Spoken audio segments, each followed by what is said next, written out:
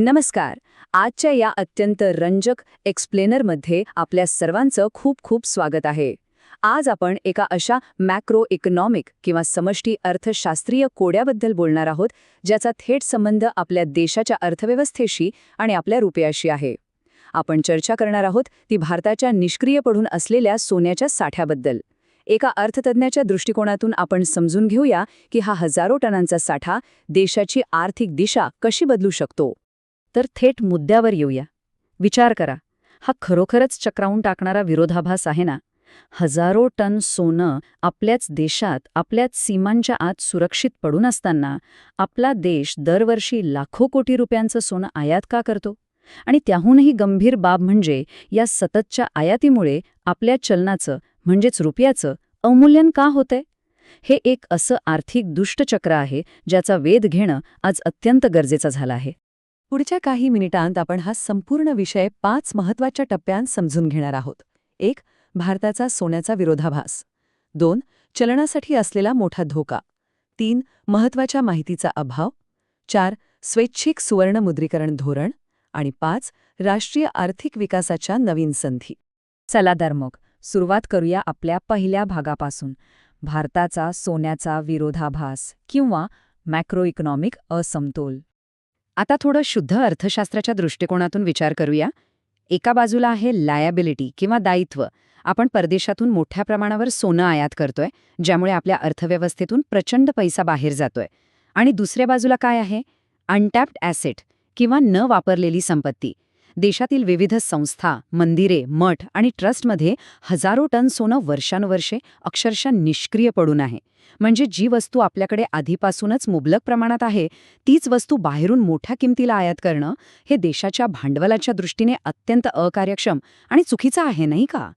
आणि इथूनच सुरू होतो आपला दुसरा आणि सर्वात महत्त्वाचा मुद्दा, आपल्या चलनावर येणारा ताण आणि स्थिरतेला असलेला धोका. ही साखळी नेमकी कशी काम करते हे समजून घेणं खूप सोपं आहे. पहिली पायरी, सतत वाढणारी सोन्याची आयात.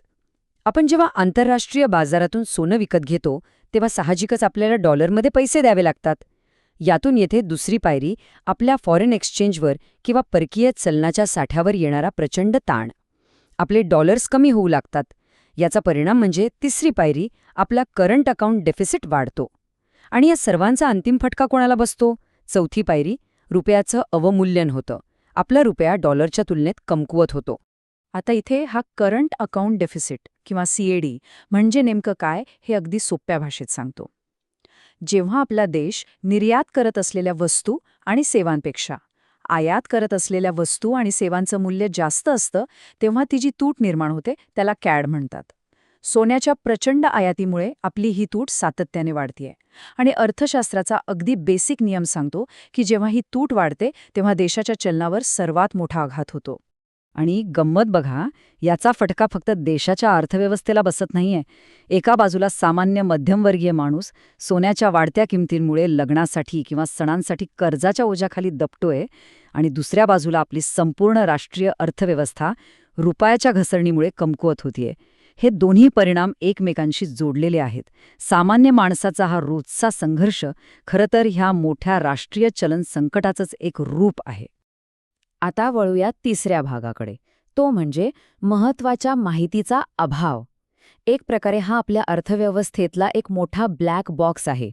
स्वतःलाच एकदा हा प्रश्न विचारून बघा. रिझर्व्ह बँक ऑफ इंडिया, आपलं अर्थ मंत्रालय किंवा कॅग यांसारख्या देशाच्या सर्वोच्च संस्थांकडे या संस्थात्मक सोन्याचा काही अधिकृत डेटा आहे का? हा प्रश्न खरं तर आपल्या देशाच्या आर्थिक व्यवस्थेतील एका अत्यंत धक्कादायक त्रुटीकडे लक्ष वेधतो. एवढ्या मोठ्या प्रमाणावर संपत्ती आहे, पण कोणाकडेच तिची अचूक नोंद नाही. याच अनुषंगाने अलीकडेच एका तज्ज्ञाने पंतप्रधान कार्यालयाला म्हणजेच PMOला पाठवलेल्या एका पॉलिसी ब्रीफमध्ये काही अत्यंत महत्त्वाचे मुद्दे उपस्थित केले आहेत. आपल्याकडे कोणतीही सेंट्रल गोल्ड रजिस्ट्री अस्तित्वात नाही. या धार्मिक आणि इतर संस्थांकडे एकूण किती सोनं आहे हे कोणालाच ठामपणे माहीत नाही. या सोन्याचं ऑडिट कोण करतं? या डेटाचं व्यवस्थापन कोणाकडे आहे? या सगळ्या प्रश्नांची उत्तरं सध्या तरी अंधारात आहेत. आणि पारदर्शकतेचा हा अभाव कोणत्याही अर्थव्यवस्थेसाठी अजिबात चांगला नाही. मग ह्या समस्येवर उपाय काय? तर तो आहे आपला चौथा मुद्दा, स्वैच्छिक सुवर्णमुद्रीकरण धोरण. ह्या पॉलिसी ब्रीफमध्ये पीएमओकडे 3 अत्यंत स्पष्ट मागण्या करण्यात आल्या आहेत. पहिली मागणी, देशभरातील संस्थांकडे असलेल्या सोन्याचं वैज्ञानिक आणि पूर्णपणे स्वतंत्र ऑडिट करण्यात यावं. दुसरी मागणी, ह्या संस्थांकडे किती सोनं आहे आणि त्याचं व्यवस्थापन कसं होतं यावर एक सार्वजनिक श्वेतपत्रिका किंवा व्हाईट पेपर काढण्यात यावा. आणि तिसरी, सर्वात महत्त्वाची मागणी म्हणजे हे निष्क्रिय पडलेलं सोनं अर्थव्यवस्थेत आणण्यासाठी एक राष्ट्रीय स्वैच्छिक सुवर्णमुद्रीकरण धोरण तयार केलं जावं.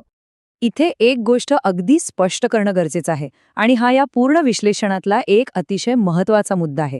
हा विषय कोणत्याही धर्माच्या किंवा श्रद्धेच्या विरोधात अजिबात नाही.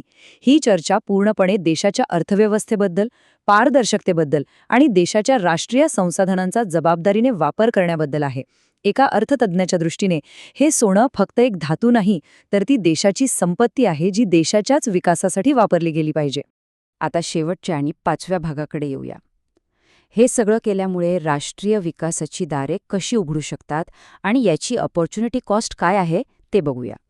विचार करा, जर आपण ह्या निष्क्रिय सोन्याचा एक छोटासा भाग जरी अर्थव्यवस्थेत आणला तर चित्र कसं बदलेल. हे 2 बाजूंनी काम करेल. आर्थिक स्थैर्याच्या बाजूला बघितलं तर सोन्याची आयात कमी होईल, आपला रुपया मजबूत होईल, तूट किंवा सीएडी कमी होईल आणि परकीय चलनाचा साठा वाढेल. आणि दुसऱ्या बाजूला सामाजिक गुंतवणुकीसाठी प्रचंड पैसा उपलब्ध होईल. पायाभूत सुविधा, गरीब विद्यार्थ्यांसाठी शिष्यवृत्ती, आरोग्य व्यवस्था आणि ग्रामीण तसेच शेती विकासासाठी मोठा निधी मिळू शकेल.